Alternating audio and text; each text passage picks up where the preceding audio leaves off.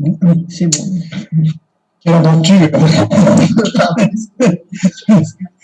Bonjour à tous. Et cette rencontre donc, qui était prévue pendant le week-end à Rhein-Neckar, c'est dommage puisqu'on aurait été au printemps, mais il faut y renoncer. Enfin, le printemps est à Strasbourg aussi. Toujours est-il que c'est une aventure, cette session donc, de méditation, approfondissement à la méditation, avec pour thème accompagner la mort de l'autre et préparer la sienne. Nous l'avons fait pour la première fois, vraiment, enfin, en ce qui me concerne, dans notre contexte de méditation dans l'esprit du Zen. Nous l'avons faite à Rhein-Neckar en 2007. Et ça a été d'emblée un grand succès parce que je me souviens, je crois que nous étions une soixantaine de participants, ce qui n'est pas possible de loger 60 personnes à Rhein-Neckar, mais pas mal de personnes donc rentraient chez elles. C'était vraiment une très belle expérience dont j'ai vraiment un souvenir ému et reconnaissant. Et du coup, ça m'a poussé en avant parce que depuis donc 2007 jusqu'à maintenant, j'ai fait cette session en Suède, en Norvège, en Belgique, et puis à l'Arbrel, dans notre région à plusieurs reprises, etc. Donc ça a été vraiment une très belle aventure et je suis très heureux, dans les circonstances présentes évidemment, que nous puissions refaire cela ici. Bien sûr, je vais me sentir à l'étroit, je vais essayer de faire face, donc je vais parler un peu abondamment, j'espère que ça sera supportable. Ça va être donc enregistré, mais là donc nous avons 1 heure, enfin plus le temps d'échange. En général, on avait le week-end complet, parfois 4-5 jours, et c'est pas, donc j'ai dû faire des choix. Voilà. Je reviens sur le terrain. Certains d'entre vous, peut-être ils m'écoutent, je vois tous les noms, m'ont envoyé leurs vœux au début de cette année, enfin il n'y a pas que, et à la fin de ces vœux, ils disaient la chose suivante: pour dire les choses en bref, j'en ai parfois assez d'avoir l'impression qu'on me rappelle 20 fois par jour que je vais mourir. Vous voyez à quoi il est fait allusion, n'est-ce pas? Eh bien, évidemment, c'est pas mon intention. C'est pas mon intention de vous rappeler cela qui est une évidence, mais pas mon propos. J'aimerais plutôt j'évoquerai des personnes, des figures dont indirectement aussi leurs œuvres, vous pouvez aller les explorer par vous-même. Donc j'évoquerai comme ça au début de cette rencontre, parce que je me sens proche d'eux dans leur démarche, 2 témoins. Le premier, donc Paul Ricoeur, le philosophe Paul Ricoeur. Je reprends peu après sa mort, Olivier Abel, donc son assistant et disciple, avait publié des notes rédigées par Paul Ricoeur pendant les derniers mois ou dernières années de sa vie, qui sont parues sous le titre suivant: Vivant jusqu'à la mort. Vivant au pluriel. Vivant jusqu'à la mort. Eh bien, c'est aussi l'état d'esprit, vous verrez comment, qui est le mien dans ce partage que je vous propose. Donc, Paul Ricoeur, Vivant jusqu'à la mort. Le deuxième témoin, vous le connaissez certainement aussi, c'est François Cheng, donc ce Chinois devenu français, à tel point qu'il est à l'Académie française. François Cheng, et je fais allusion évidemment à son livre « 5 méditations sur la mort », que je ne saurais trop vous recommander. Ce n'est pas un livre qu'on lit rapidement, mais vraiment extrêmement riche. 5 méditations sur la mort. Et le plus intéressant, c'est le sous-titre, virgule, si vous voulez, c'est-à-dire sur la vie. Donc 5 méditations sur la mort, c'est-à-dire sur la vie. Alors, que ce soit l'expression de Paul Ricoeur ou celle de François Cheng, c'est aussi l'esprit dans lequel j'entre avec vous dans ce partage aujourd'hui. Méditation sur la mort, c'est-à-dire sur la vie. Et déjà, ce que je viens de dire, et ces mots très simples, pointent au fond en direction d'un combat, d'une culture, dans notre culture, où au fond, mort et vie apparaissent comme 2 mondes séparés. d'un côté la mort, d'un côté la vie. Et c'est tout ce que je vais dire au fond. Si j'ai un ennemi, mais j'ai pas d'ennemi, mais aujourd'hui, c'est justement cette attitude. D'un côté la mort, de l'autre côté la vie, pour le dire de façon très simple. C'est-à-dire, très concrètement, il y a d'abord la vie, on vit 40 ans, 50 ans, 80 ans, comme dans mon cas, et puis ensuite il y a la mort. Et puis entre les deux, il y a des choses comme les expériences terminales, les états terminaux. C'est un mot effroyable dans ce jargon plus ou moins médical ou administratif. Donc il y a les états terminaux, c'est-à-dire c'est la fin, et bientôt ça va être fini. Et puis il y a même l'expression très contestable finalement de fin de vie. C'est une expression courante, je ne vais pas l'analyser, la critiquer comme telle, mais dans tout ce que je vais dire, je prends mes distances par rapport à cette expression fin de vie que je n'emploierai probablement pas si je me surveille. Donc, chers amis, la mort et la vie ne sont jamais séparés. Et pour prendre une image, le cimetière, en tout cas jadis, le cimetière n'était jamais éloigné du village, il était dans le village, juste à la périphérie. Donc mort et vie ne sont pas séparés.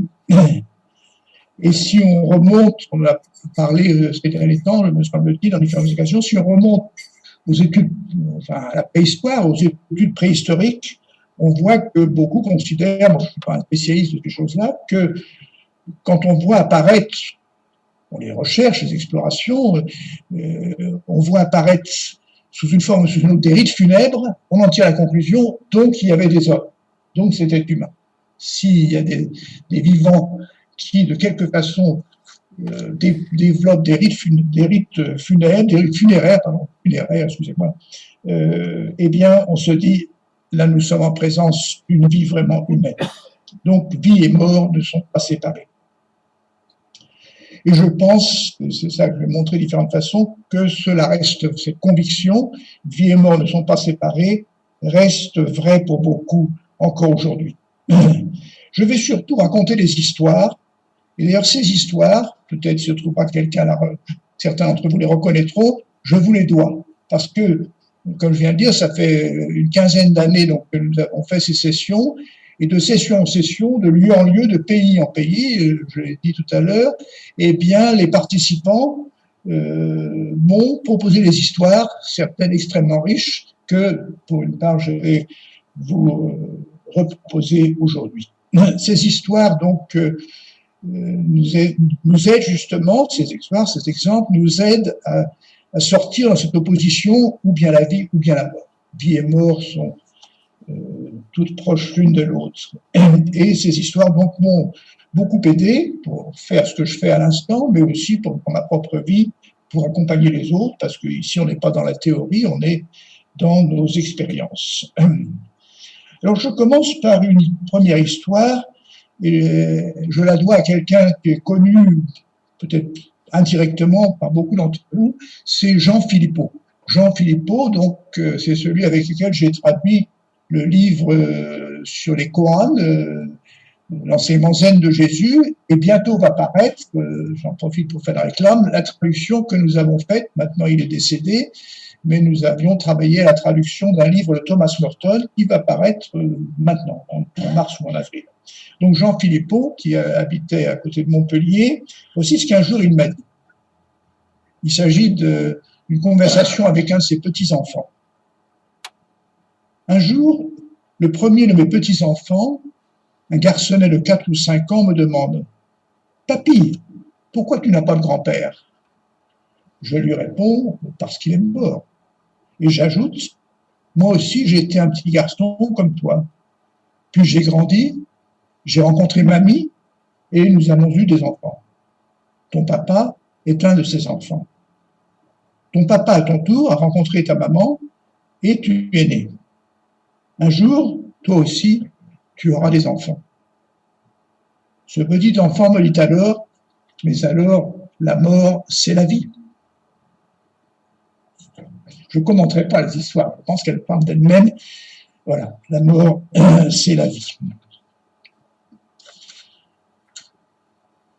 Parmi ceux qu'on a cherché, là je fais allusion aux événements récents qui sont encore présents, parmi ceux qu'on a cherché à tenir à l'écart de la mort, à l'écart des adieux à l'hôpital, à l'écart des enterrements, il y a justement et massivement les enfants. Les enfants qu'on a tenus à l'écart, bon, pour une question de contagion, je ne sais pas. Ce fut d'ailleurs, certains connaissent cet épisode, le cas de Thomas Merton, dont sa mère est morte, je pense qu'il avait 5 ou 6 ans. Il a un souvenir remonté beaucoup plus tard qu'il a consigné dans un de ses journaux. Et à l'âge de 5 ou 6 ans, il était dans une voiture, il a compris plus tard qu'on s'était arrêté momentanément dans une maison il y avait dans la voiture son père et une autre personne. Ils sont entrés dans la maison en lui disant « Reste ici, on revient bientôt ». Et ensuite, ils sont ressortis. Et beaucoup plus tard, il a compris que c'était la morgue où il était allé faire les adieux au corps de sa mère. Des exemples, des histoires comme ça, il y en a dans beaucoup de vies. Et c'est une attitude trop fréquente. Moi, je l'ai surtout vu plus encore en Scandinavie, où on fait tout ce qu'on peut pour tenir les enfants à l'écart de la mort. Mais grâce à vous, tous ceux auxquels j'ai fait allusion, qui sont derrière, au fond, la parole que je propose aujourd'hui, eh bien, j'ai peu à peu pu collecter, recevoir de très belles histoires où justement des enfants sont directement en présence, d'une façon ou d'une autre, de l'expérience de la mort. J'en cite quelques-unes. Peu importe les lieux, l'époque, tout ceci, j'entre pas dans les détails. Donc, il s'agit d'une petite fille et de son grand-père. Le grand-père qui était plus ou moins de mon âge, c'est de quelques années. Et le grand-père s'adresse à la petite fille, et ils avaient déjà parlé de la mort entre eux, etc. Mais ils arrivent à un point dans la conversation où le grand-père lui dit « Quand je meurs, tu seras triste ?» Et la petite fille lui répond immédiatement, sans délai, « Qu'est-ce qui te fait dire que tu partiras le premier ?» Donc, cette petite fille était finalement plus dans le vrai de la vie que beaucoup d'autres. Qu'est-ce qui te dit que tu partiras le premier? Autre exemple, c'est une famille où il y a plusieurs enfants, assez petits, âge scolaire plus ou moins, tous, et la plus jeune, c'est une petite fille qui est morte à l'âge d'une grande maladie qu'on ne peut pas guérir. Elle est morte donc à l'âge de 2 ans. Quelque temps après ce décès, son frère, donc plus âgé évidemment, reçoit pour jouer avec lui un camarade de sa classe, un camarade d'école. Et le camarade en question a connu la nouvelle, n'est-ce pas, donc pour montrer sa proximité, sa compassion avec son camarade. N'est-ce pas, c'est bien triste. À quoi un adulte qui connaît par là a entendu cette réplique, qui m'est parvenue par la suite, évidemment. Et le frère, donc le frère aîné, en tout cas plus âgé que la sœur qui est décédée, répond donc au commentaire ou à la parole du camarade « Avec ta sœur, c'est bien triste », il répond « Elle avait achevé son parcours. » Elle avait achevé son parcours. Peut-être qu'il avait entendu d'un autre, peu importe, mais c'était la réponse qu'il a donnée, donc une capacité chez ce garçon d'âge scolaire d'interpréter les choses comme ça et de façon paisible et juste. Et là, nous entrons dans une dimension que je me propose, avec les limites du temps, j'en ferai certainement pas autant que je le souhaite, mais une dimension que je souhaiterais explorer et qui m'est apparue formellement que ces dernières années. C'est-à-dire cette expérience du mourant, celui qui est en train de mourir, donc qui me parle, auprès duquel je me trouve, le mourant comme mon maître spirituel.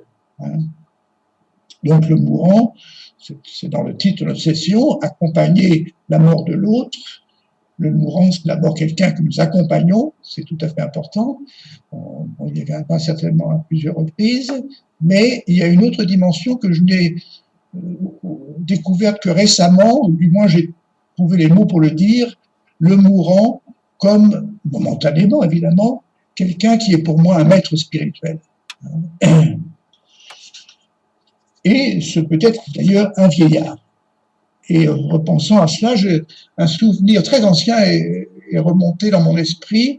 C'était dans le courant des années 70, j'étais encore jeune dominicain, jeune prêtre, et je venais d'arriver en Suède. Bon, on m'a placé dans une paroisse. Le jour où j'arrive avec ma valise, mon prédécesseur était parti, donc j'étais le seul prêtre. J'étais tout à fait au début de ma vie de ministère. J'arrive là et on me dit qu'un homme très âgé, qui était, tel que j'ai compris, un pilier de la paroisse depuis de très nombreuses années, était à l'hôpital et sur le point de mourir. Donc, à peine arrivé, je me rends à l'hôpital et je pense que, mis à part mon grand-père, j'avais jamais vu personne morte, n'est-ce pas? Et sur le chemin de l'hôpital, j'étais plein de crainte. Qu'est-ce que je vais dire? Qu'est-ce que je vais faire? En plus, c'était une langue étrangère que je commençais à apprendre. C'était vraiment pas une situation difficile. Donc, je suis allé à l'hôpital et je suis entré dans la chambre avec cette inquiétude, ces questions plus que légitimes. Et sachant que c'était évidemment ma première rencontre avec cet homme, je ne l'avais jamais rencontré, et puis je venais d'arriver, et très probablement, évidemment, la dernière rencontre. Eh bien, je suis entré dans la chambre, je me suis assis, et voilà que, j'ai oublié les détails évidemment, mais je me souviens que par quelques mots qu'il a balbutiés, par quelques gestes, il m'a pris, j'ai compris plus tard qu'il avait pris l'initiative, qu'il m'avait pris en main. C'était lui, le mourant, qui m'avait, au fond, manifesté, ça va bien se passer, je suis heureux que tu sois là, et puis, voilà. Et finalement, ça a été tout à fait paisible pour moi, et je crois, surtout que le temps a passé depuis, qu'à ce moment-là, cet homme, Peder, il s'appelait, je me rappelle bien son nom, Peder m'a vraiment été mon maître spirituel pour quelques instants. Et je me souviens que à la suite de cette petite expérience, un texte de l'Évangile qu'on lit souvent, qui m'était un peu étranger, a pris son sens. C'est les endroits où Jésus dit on vous traînera devant les tribunaux, vous serez accusés, etc., etc. Et surtout ceci, ne vous souciez pas de votre défense. Au moment où vous serez accusé, le Saint-Esprit, il y a plusieurs formules, viendra et mettra sur vos lèvres les paroles nécessaires. Eh bien, je trouvais que je méditais ce texte peu après cette expérience à l'hôpital, et je me suis dit, au fond, c'est ce qui s'est passé. Cet homme, mourant, il est mort tout le temps après, a été pour quelques instants mon maître spirituel, et je crois que c'est une expérience qui se répète dans nos vies, c'est-à-dire, c'est très important ce que je viens de dire, en sens que le mourant n'est pas simplement quelqu'un dont je m'occupe, que je viens visiter, je me porte à son secours, je l'aide, tout ceci est vrai, ô combien, mais c'est aussi quelqu'un qui a un message pour moi, qui est dans la position de ce qu'on peut appeler ici le maître spirituel. Et la tragédie de l'époque moderne, on y reviendra peut-être à nouveau, c'est que au fond, beaucoup, soit parce que justement on ne va plus voir les mourants, soit parce qu'on va les voir simplement rapidement et sans s'arrêter, sans être attentif, eh bien ça fait que ce cadeau que représente pour nous le mourant comme maître spirituel, beaucoup en sont privés. C'est pour ça que j'y insiste. Et dans ce contexte, je reviens souvent à un poème du grand poète suédois Thomas Tranströmer, que je cite souvent dans nos sessions, vous connaissez un peu. Dans notre groupe ici, donc t'assois à Strasbourg, il y a une personne qui a été connue de beaucoup, peut-être encore certains de vous, qui s'appelait Gabi, qui était une religieuse et qui avait travaillé en usine, n'est-ce pas? Et je me souviens que je lui ai proposé de partager le poème suivant, qui est très bref, que je vous lis, et qui, au fond, se situe à l'endroit dont je parle actuellement. Je le lis lentement, les 4 lignes. Au cœur de la vie, il arrive que la mort vient et prend les mesures de l'homme. On oublie sa visite et la vie continue, mais en silence secoue le costume. Je vous relis une deuxième fois. Donc l'image, c'est la mort comme un tailleur qui vient prendre les mesures. Quand on prend les mesures, puis après le couturier, le tailleur s'en va, et puis un beau jour, il arrive avec le costume fait. Donc au cœur de la vie, il arrive que la mort vient et prend les mesures de l'homme. On oublie sa visite et la vie continue. Mais en silence, secoue le costume. Alors, les scénarios, au fond, de telles visites de la mort, ils sont très nombreux, ils sont personnels à chacun d'entre nous. C'est souvent d'ailleurs, enfin, le premier des scénarios, dans sa diversité, c'est justement la mort de l'autre. La mort de l'autre, c'est une visite dans ma vie qui fait qu'il y a un avant et un après, que après peut-être je vis tout à fait différemment. Donc une visite qu'on oublie, mais qui reste présente dans la mémoire, et ici exprimée par la dernière ligne du poème, en silence secoue le costume. C'est-à-dire que moi-même, je me prépare à ma propre mort. Et la question à ce moment-là, pour chacun d'entre nous, je l'ai déjà évoqué, c'est sommes-nous attentifs? Ou bien si nous tournons le dos ou nous ne sommes pas attentifs, eh bien ce que le poète appelle une visite, eh bien c'est une visite qui n'a pas eu lieu finalement, j'ai tout oublié. Toujours dans la même ligne, et cette fois-ci à nouveau auprès d'un enfant, on m'a remis il y a quelques années un poème d'un enfant. Je n'ai pas le nom de l'enfant, je ne sais plus qui me l'a donné, peut-être c'est dans ma famille d'ailleurs. C'est simplement, il est indiqué en bas que l'enfant a 7 ans. Je crois que c'est important de savoir ça, à cause du style. Moi, quand j'aurai 100 ans, je ne serai pas vieux. Même si je n'ai plus qu'une dent, j'en grincerai joyeusement. Elle mordra dans la vie avec la même envie. Même si je n'ai plus qu'un cheveu, je le peignerai de mon mieux et j'irai, cheveux au vent, je prendrai du bon temps. Je ferai des projets d'avenir et si ma mémoire m'oublie, j'en profiterai pour oublier de mourir.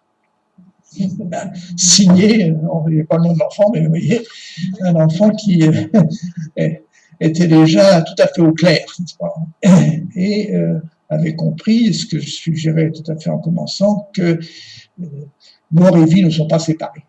Il y a des façons de vivre qui sont des manifestations extrêmes, justement, des façons de mourir qui sont des manifestations extrêmes de la vie. Je continue toujours donc à l'écoute des voix des enfants parce que je dis pourquoi, je pense qu'elles sont tout à fait importantes. Et depuis nombreuses années, j'ai avec moi un long poème d'un poète suédois qui n'est pas connu ici. Encore, j'ai découvert un jour qu'il avait été traduit en français, mais pas accueilli probablement. Ceci, ça remonte il y a une vingtaine d'années.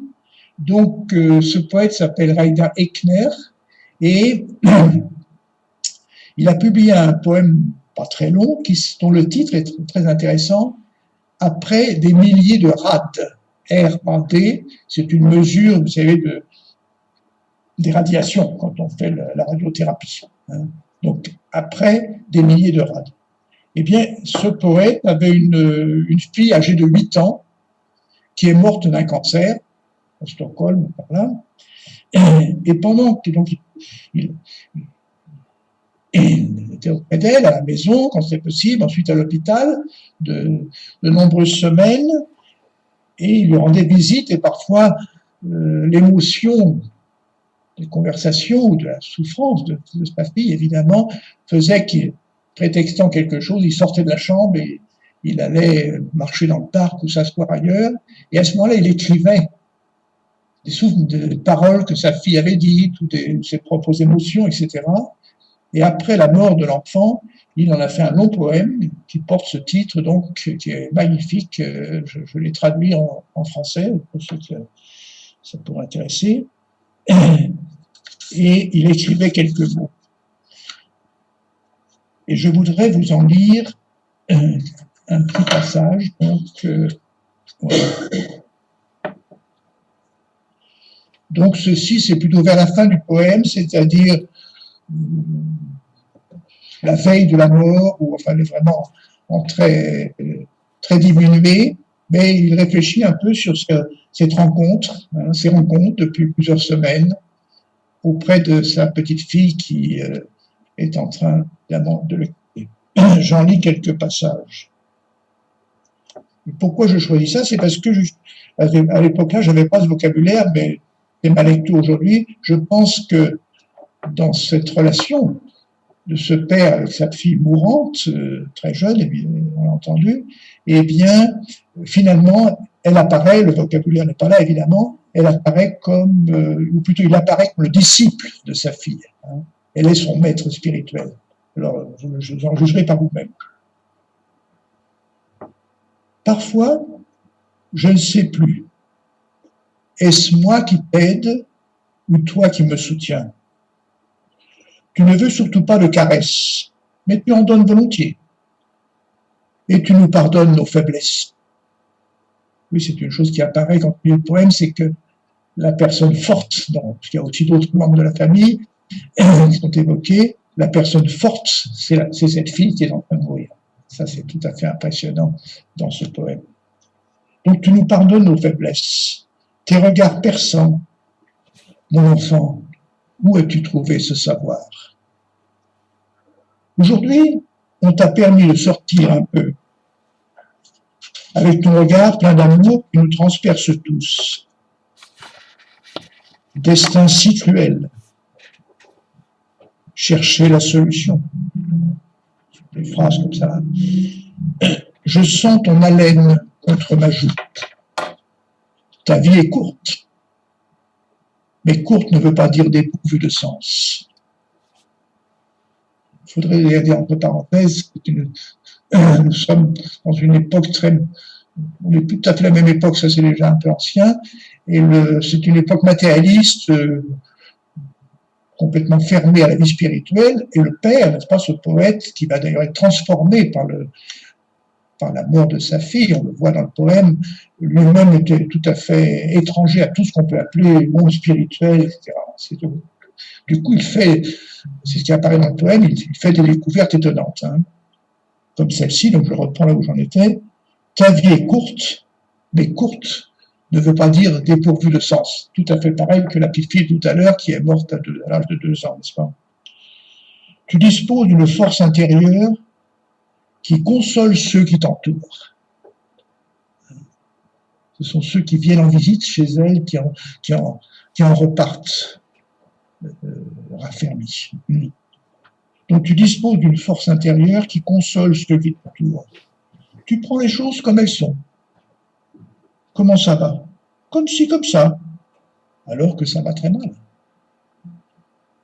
Là, il cite la fille, donne-moi le bloc. Je veux dessiner.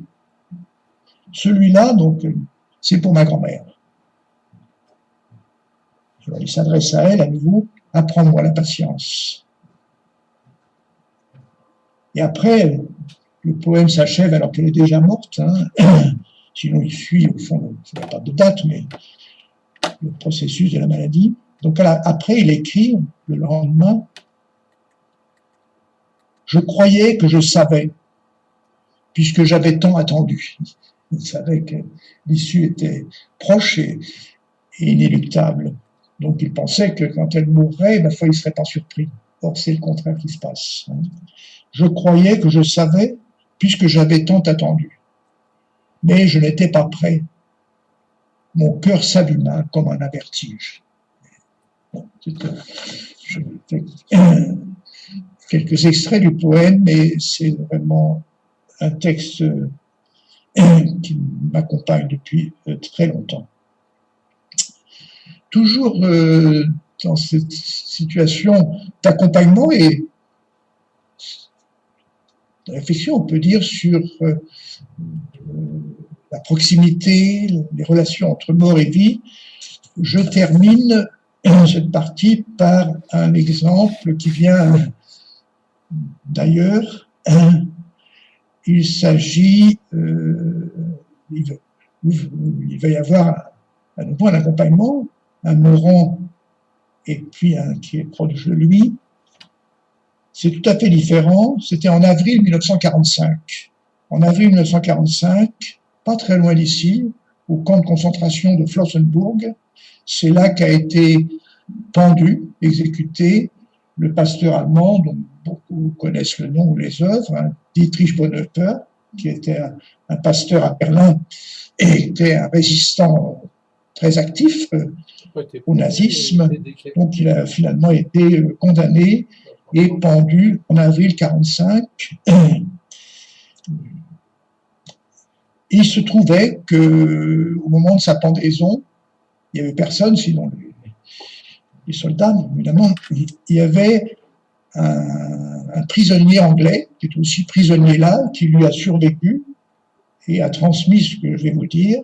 Donc, alors que Dietrich Bonhoeffer s'avançait vers la potence, eh bien, il a dit cette parole, que je vais vous dire, et cet Anglais l'a recueilli et l'a d'ailleurs rapporté à un ami, un très bon ami, un évêque anglican, qui est un très bon ami de Bonhoeffer, là-bas en Angleterre.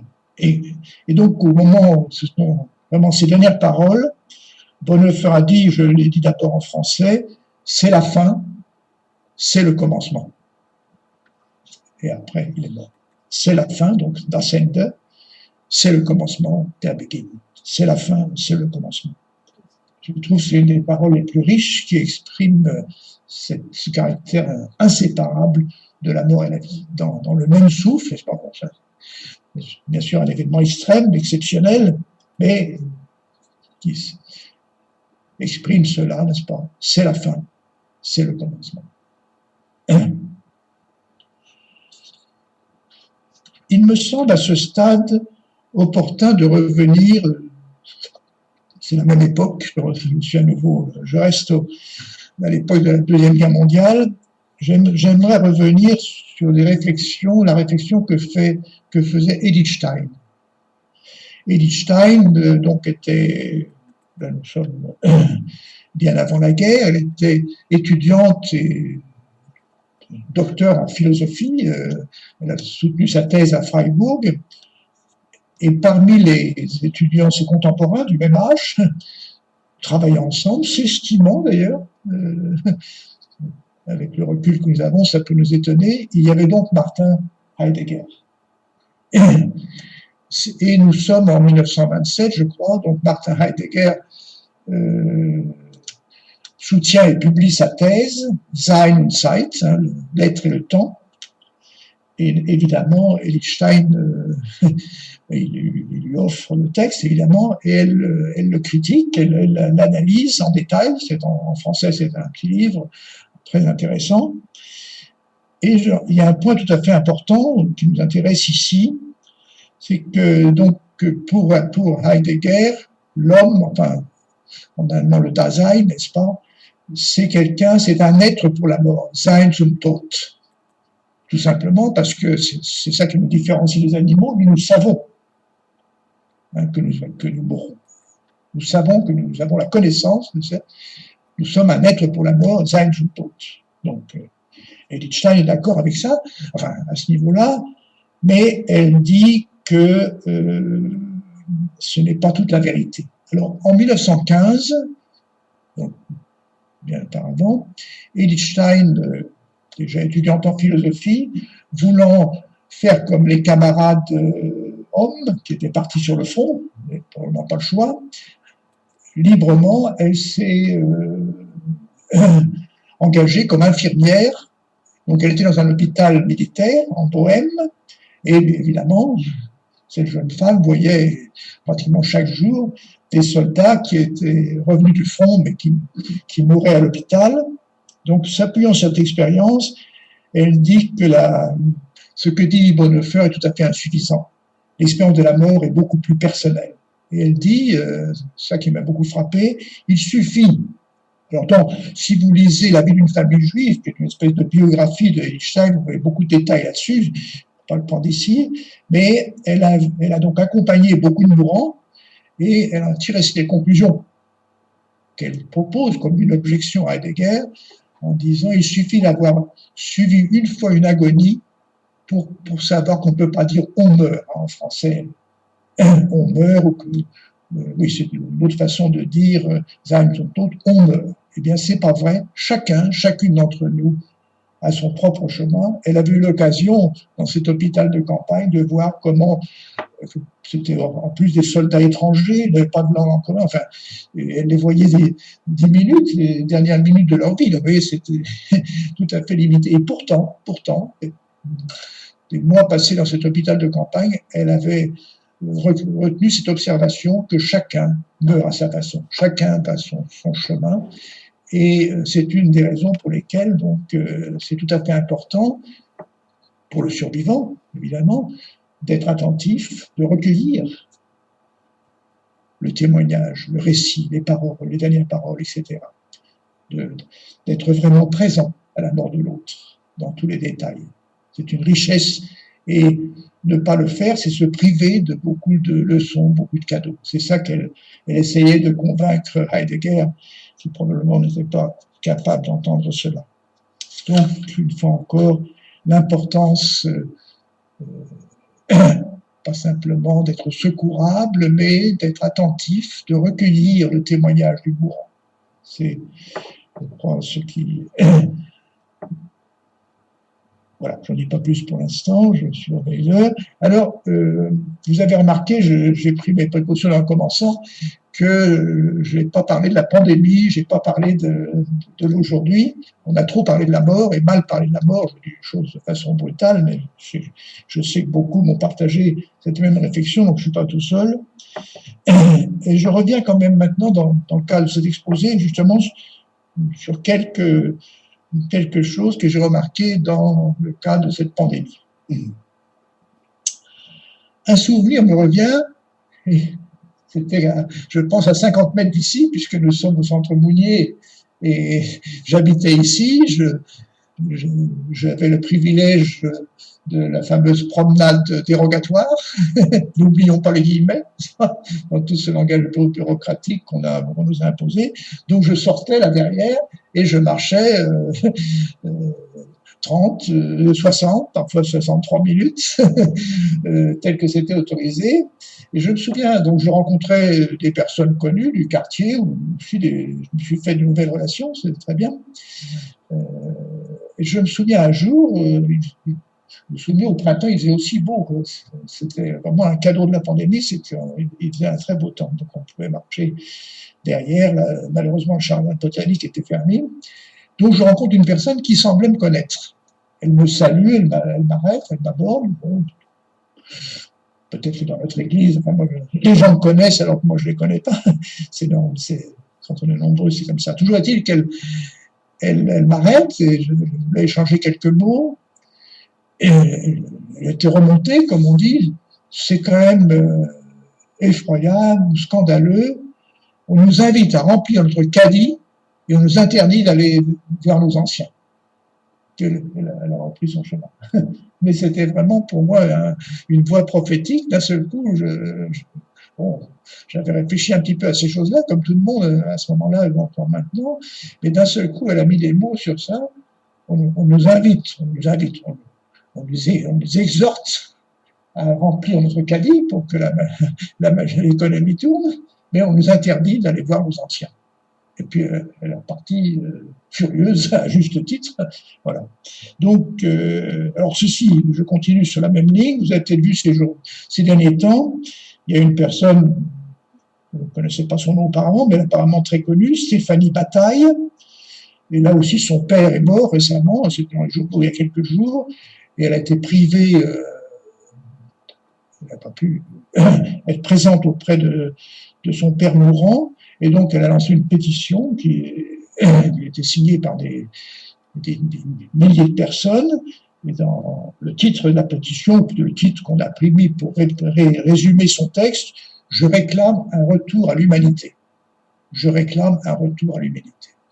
C'est tout à fait ça, puisque, avec toutes les suggestions que j'ai faites, priver les gens de la rencontre avec les anciens qui nous quittent, c'est au fond comme, enfin, c'est dans le même registre que si on avait, j'ai évoqué ça tout à l'heure, lors de la préhistoire, on avait empêché les gens d'enterrer, de suivre les rites funéraires traditionnels, n'est-ce pas? C'est au fond, oui, mais je crois qu'elle a tout à fait raison. Je réclame un retour à l'humanité. On a privé les gens d'humanité. Je l'ai dit au sujet des enfants tout à l'heure. Les enfants, je pourrais citer hélas des centaines, des dizaines d'exemples d'enfants qui ont été privés de l'enterrement de leurs grands-parents ou de leurs parents. C'est vraiment les privés de leur humanité.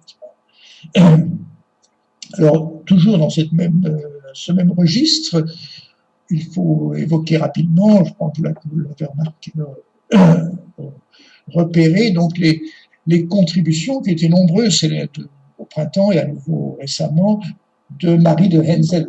Je ne sais pas si certains d'entre vous étaient en Jean Sturm, au gymnase, il y a un an environ. Marie de Henzel est venue, c'était une soirée vraiment exceptionnelle, je l'avais lu comme tout le monde, mais sa présence... Marie de Henzel donc a écrit vraiment très fermement dans plusieurs journaux, enfin elle a été très active, elle l'est encore et c'est très bien, pour dénoncer cette inhumanité dans laquelle nous sommes. Je voudrais lire simplement, pas trop long, mais quelques lignes justement de Marie de Henzel. Pour ceux qui veulent retrouver, c'est plus récent, c'est dans le 9 janvier de cette année. Il y a eu beaucoup d'articles déjà au printemps, tous très riches. Je voudrais lire deux passages assez brefs. Donc, dans Le Monde du 9 janvier, Marie de Henzel. Mais aussi des témoins impuissants de la perte du goût de vivre. Oui, c'est au sujet des gens âgés dans les EHPAD, privés de visite, etc. Nous connaissons tous cette tragédie. Mais aussi des témoins impuissants de la perte du goût de vivre et de la désorientation de leurs parents âgés en EHPAD, et des personnes ayant perdu un proche à qui elles n'ont pas pu dire adieu. Vivant un deuil compliqué, les gens sont tristes, n'ont plus de désir, baissent les bras, décrochent. Et très, très belle phrase de conclusion de ce paragraphe. Autant de façons de nous crier que vivre, ce n'est pas survivre. Autant de façons, donc ces protestations des gens qui souffrent, autant de façons de nous crier que vivre, ce n'est pas survivre. Je fais une petite parenthèse. Il y a un philosophe donc, que vous connaissez peut-être, Olivier Rey, R-E-Y, Olivier Rey, qui a publié des ouvrages tous très intéressants, mais au printemps, il a publié une petite collection de textes assez brefs qui s'appelle Tract Gallimard. Et dans Tract Gallimard, vous trouvez ça en kiosque assez facilement, donc je vais épuiser. Il a publié un texte assez bref intitulé L'idolâtrie de la vie. L'idolâtrie de la vie, c'était justement pas la vie, c'était ce qui domine, c'est la survie. Et la confusion entre la vie et la survie. La vie ne se réduit pas à la survie. Enfin, je ne veux pas creuser ça plus à fond, ça prendrait du temps, mais je pense que c'est assez transparent. Donc, vous voyez, autant de façons de nous crier que vivre, ce n'est pas survivre. Un peu plus loin, dans le même texte, toujours de Marie de Henzel, elle dit ceci. Oui, elle reprend ça. Apprendre non pas à survivre, mais à vivre vraiment. En sachant que nous sommes mortels, en nous confrontant au réel de la mort. Qui est partie de notre réel. Belle invitation que celle de nous engager à méditer sur notre finitude. Oui, ce qu'elle dit, c'est que quand même, c'est le bon côté de ce que nous avons vécu ces derniers mois, c'est quand même un peu partout, on a vu la trace dans les écrits, mais certainement aussi dans les conversations à la maison, beaucoup, pas tous peut-être, on ne peut pas faire les statistiques, mais beaucoup de personnes se sont mis à creuser des questions plus fondamentales. On réfléchit sur le sens de l'existence, le sens de la vie, le sens de la mort, et peut-être donc on peut penser que cette période a porté des fruits. J'en suis convaincu. Bon, pour avoir moi-même participé à de nombreuses conversations.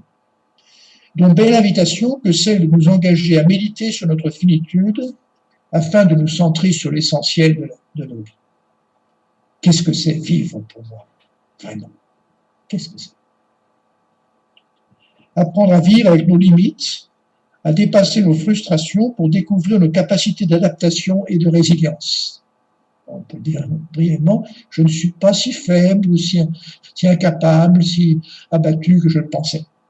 Je crois que beaucoup aussi ont fait de belles expériences, je suis plus solide, plus résilient que je ne me l'imaginais.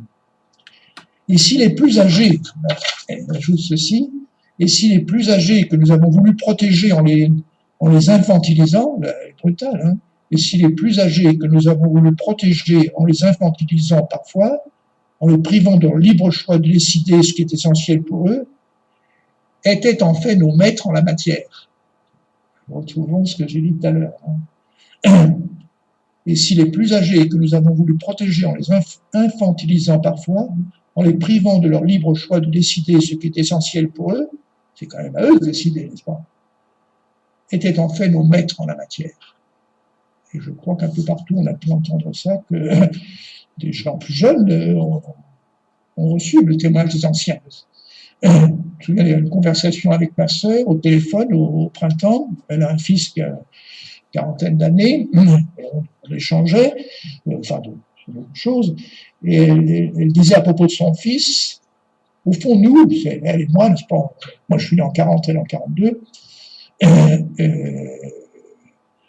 eh bien nous, on a déjà connu tout ça. Et ça l'a frappé. Après, j'ai retrouvé des lettres, des écrits dans le même sens. Dans les EHPAD aussi, les gens ont dit, on a connu des choses bien pires, hein, ma foi, ne venez pas nous ennuyer. Donc là, les anciens ont donné un témoignage de résilience aux jeunes et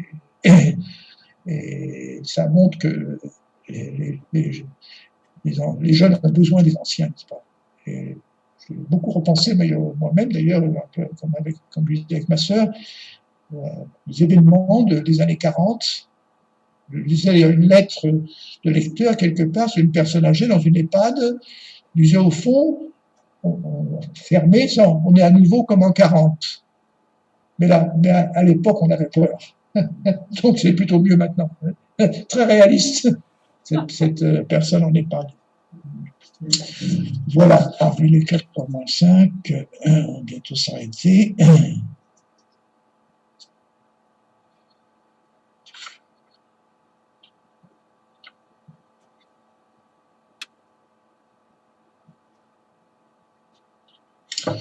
Oui, je vais vous dire une histoire suédoise, ça sera la dernière, et après je terminerai par 2 petits textes, bref.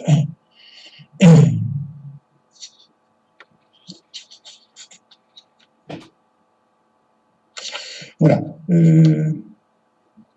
Donc c'était toujours dans les années 70, hein, cette fameuse paroisse, et je préparais au mariage un couple, enfin ils étaient déjà en couple, mais lui était croate, il était catholique, et elle suédoise, tout à fait ignorante de la religion, de la spiritualité, je sais pas, ils s'aimaient bien, mais toujours est-il qu'elle était ignorante de tout ça, donc en principe on préparait un mariage à l'église, et ces jeunes gens sont partis en vacances un été dans le village de Croatie de son mari.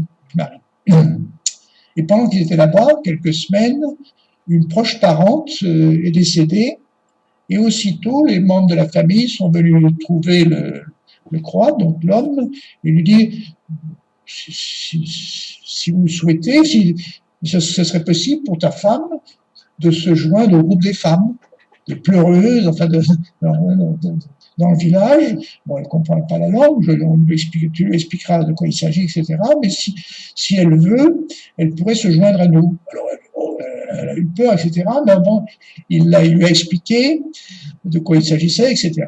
Et puis elle est partie, donc, comme dans les films grecs, vous savez, elle est partie, enfin, derrière le cercueil, tout ça. Et, ils ont fait un film, de retour en Suède à l'automne, j'ai vu le film, c'était époustouflant. Enfin, comme toutes les autres femmes du village, elle était habillée en noir, c'était vraiment le hijab, n'est-ce pas? On voyait à peine les yeux.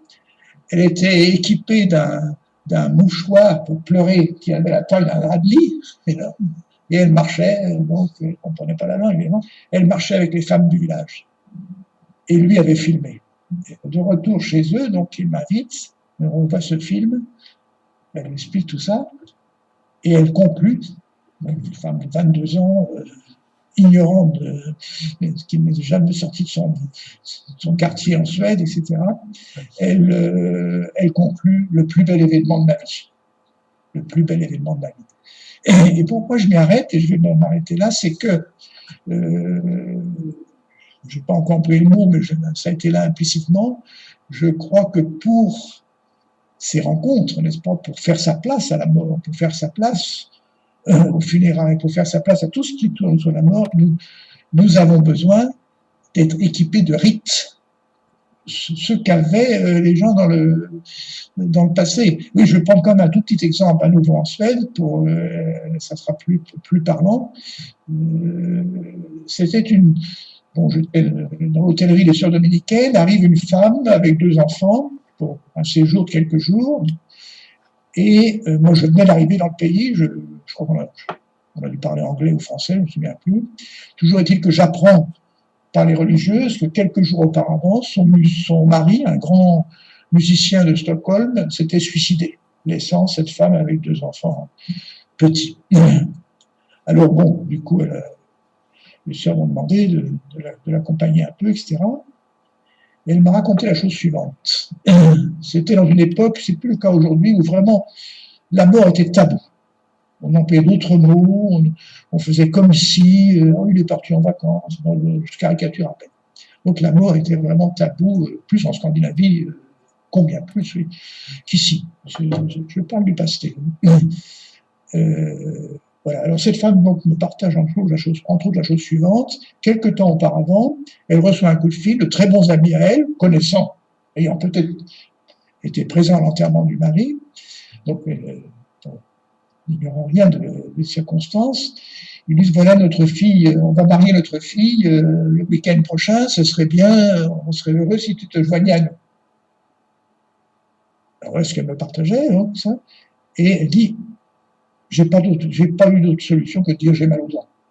J'ai un mal de dents terrible. Et j'ai beaucoup réfléchi à cette scène, donc, parce que jadis, là-bas aussi, en tout cas chez nous, je dis jadis, il faudrait vérifier, au fond, jamais ces gens qui allaient marier leur fille n'auraient invité une femme qui venait de perdre son mari quelques jours auparavant, en plus d'un suicide, au mariage de leur fille. Elle était protégée, notamment par les vêtements noirs, enfin, par tous les rites de deuil, c'est à ça que je veux en dire, n'est-ce pas? Donc, il y avait tout un rituel, des rituels qui permettaient que les choses étaient en place. Aujourd'hui, ça a largement disparu. Bon. Alors, je reviens à cette histoire en Croatie, n'est-ce pas? Le grand cadeau, bon, ça c'est mes mots, c'est mon commentaire de ce qu'elle a vécu, mais quand elle a dit, on m'a montré comment faire, on m'a montré comment entrer dans ce deuil et ces funérailles, et c'est le plus beau cadeau qu'on m'a fait de ma vie. J'ai aucune idée de ce qu'elle est venue après, si elle a tiré parti de ce cadeau. Mais vous voyez, au fond, c'est un mot qu'employait souvent Ingmar Bergman dans d'autres contextes. Il disait les Suédois, nous sommes des analphabètes. Bon, je crois qu'il y a beaucoup de Français analphabètes aussi, c'est-à-dire des gens qui n'ont pas de rites, pas d'équipement pour s'ouvrir, accueillir de façon juste, féconde, les événements qui se trouvent d'une façon ou d'une autre en proximité de la mort. Voilà, j'en dis pas plus, mais je termine par des petits textes. Tout d'abord, il aurait fallu commenter abondamment, vous les connaissez peut-être certains d'entre eux, de Maurice Zindel. Un texte de Maurice Zindel. Non, pardon, je ne vais pas prendre un autre ordre. Jean Sullivan, très beau. Ne craignez pas pour ceux que vous... Il s'agit de celui qui va mourir. Hein. Ne craignez pas pour ceux que vous laissez. Votre mort, en les blessant, va les mettre au monde. Au fond, ça résume beaucoup de choses que je vais dire. Hein. Vous pouvez je le dicte, hein, c'est tellement riche. Ne craignez pas pour ceux que vous laissez. Point. Votre mort, en les blessant, va les mettre au monde. Votre mort, en les blessant, va les mettre au monde. Donc Jean Sullivan. Deuxième texte, c'est une seule phrase, du philosophe Gabriel Marcel. Dire je t'aime, c'est dire tu ne mourras pas. Dire je t'aime, c'est dire tu ne mourras pas. Enfin, bien sûr, il travaille en philosophe, c'est-à-dire qu'il y a un implicite. Hein, dire je t'aime, quel que soit le vocabulaire et les modalités, ça présuppose toujours que ça ne va pas durer 48 heures. Ça ne va pas durer que 48 heures. Donc, vous pouvez méditer tranquillement. Dire je t'aime, c'est dire tu ne mourras pas. Et souvent d'ailleurs, ma mère a vécu 19 ans de plus que mon père et j'ai beaucoup parti en vacances avec elle, tout ça. Après le décès de mon père, j'observais souvent ça dans sa façon de parler, de revenir sur le passé. Pas ces mots, mais je veux dire cette conviction que c'est pour toujours. Dire je t'aime, c'est dire tu ne mourras pas. Je crois pour ma part, pour l'avoir abondamment observé, c'est pour ça que le divorce, c'est jamais une opération facile. Quelque part. Dire je t'aime, c'est dire tu ne mourras pas. De Maurice Zandel, alors, je peux parler en tant que chrétien jusqu'à maintenant, et c'était délibéré, mais là on retrouve, derrière ce que je vais dire, le christianisme, plutôt le pseudo-christianisme. Le vrai problème, encore une fois, n'est pas de savoir si nous serons vivants après la mort, mais bien si nous sommes vivants avant la mort. Le vrai problème n'est pas de savoir si nous serons vivants après la mort, ça c'est les éternelles spéculations religieuses qui nous ont fait beaucoup de mal, si nous serons vivants après la mort, mais bien si nous sommes vivants avant la mort.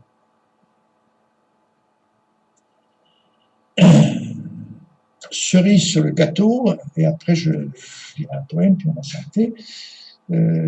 On commence à connaître, moi-même assez peu d'ailleurs, cette poète anglaise, Emily Dickinson. Je ne sais pas si vous avez eu l'occasion de la fréquenter, elle devient accessible en français, et c'est vraiment...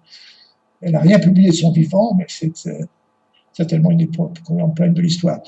J'ai souvent employé, vous savez, pour les sessions, il faut mettre une phrase pour attirer le client. Et il y a cette phrase chez Emily Dickinson, je vous la lis en anglais d'ailleurs, d'abord. That it will never come again is what makes life so sweet. Hein, cela que ça ne reviendra jamais, hein, un événement s'est produit une fois, voilà, ne reviendra jamais. Hein. Donc cela qu'un événement ne reviendra jamais, à nouveau, c'est ça qui rend la vie si délicieuse, en anglais sweet. Hein? That it will never come again is what makes life so sweet. Hein? Une belle journée, ça, si on vit ça bien, ça, c'est aussi l'espérance de la mort, paradoxalement. Hein? Ce bon moment, ce concert, ce coucher de soleil, jamais vu. Ou bien je m'attriste, ou bien au contraire, c'est ça la richesse de la vie. Hein? That it will never come again is what makes life so sweet. Je veux terminer par un poème que beaucoup connaissent, qui a sa place ici, qui se trouve dans le cahier que nous avons fait, n'est-ce pas, pour la compassion, approche du mystère de la compassion, probablement à la page 145, changement d'édition parfois. C'est le fameux poème du poète anglais mystique John Donne, Théo de Zen, John Donne. No Man is an Island. Je vais dire en français, mais c'est connu le titre. Hein. No Man is an Island. C'est devenu d'ailleurs le titre d'un des livres de Thomas Merton. Et ce sera la fin de mon exposé. Aucun homme n'est une île se suffisant à lui-même. Tout homme fait partie du continent, du vaste continent. Si une motte de terre est balayée par la mer, l'Europe s'amenuise, comme s'il s'agissait d'un promontoire, du manoir de tes amis, du tien. La mort de tout homme m'amoindrit, car je fais partie de l'humanité. Et ne fais donc jamais demander pour qui sonne le glas. Il sonne pour toi. Ne fais jamais demander pour qui sonne le glas. Il sonne pour toi. Donc, comme je l'ai dit à plusieurs reprises, à tenir la mort à distance, la mort de l'autre, c'est au fond me tenir moi-même à distance. Voilà, merci pour votre attention, comme on dit. Et puis, on passe une petite pause. Oui, une petite pause. Pas trop long, parce que là, C'est quoi, 5 minutes? Oui. Oh, moi, je suis prêt, parce qu'il faut penser à ceux qui sont à la maison, les 5 minutes. Voilà, donc, je vais peut-être quand même. Moi, je suis prêt à continuer tout de suite, si vous voulez. Ça dépend. Pardon? C'est égal, je ne sais pas s'il a besoin d'une petite pause ou pas. Non? Non? Oui, je pense. Ok, donc, alors, pour les questions, donc il y a vous êtes encore 37 participants connectés. Il y a 2 solutions. Soit vous utilisez la discussion et vous pouvez poser une question par écrit et on les lira. Soit, alors c'est pas facile à gérer parce que je vois pas tout le monde en même temps sur l'écran, mais la personne qui souhaite poser une question directement peut activer sa vidéo et le son, et puis poser sa question. Je verrai comment on peut gérer s'il y a plusieurs personnes en même temps. Oui, ou de lever la main. Il y a une possibilité, c'est en allant sur le petit l'icône réaction, il y a une possibilité de lever la main. Mais il faut que je ne vois pas tout le monde en même temps, donc sur l'écran. Voilà.